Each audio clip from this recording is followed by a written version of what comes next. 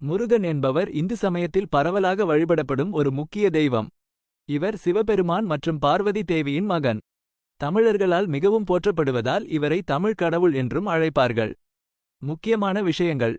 பிறப்பு: சிவபெருமான் தனது நெற்றிக்கண் நெருப்பிலிருந்து உருவான 6 குழந்தைகளை கார்த்திகை பெண்கள் வளர்த்தனர். அவர்களை பார்வதி தேவி ஒருங்கிணைத்து ஆறுமுகனாக முருகனை உருவாக்கினார். தன்மை: இவர் இளமை, அழகு மற்றும் வீரத்தின் அடையாளமாக கருதப்படுகிறார். குறிஞ்சி நிலத்தின் தலைவனாகவும் போற்றப்படுகிறார். வழிபாடு: முருகன் கோயில்கள் இந்தியா முழுவதும் உள்ளன. தமிழகத்தில் குறிப்பாக பல முருகன் கோயில்கள் உள்ளன.